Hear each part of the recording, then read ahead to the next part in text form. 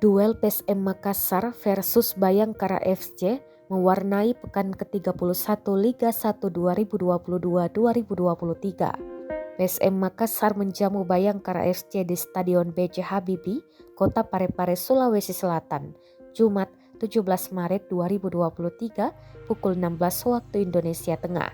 Tim besutan Bernardo Tavares tidak terkalahkan di 10 laga terakhir.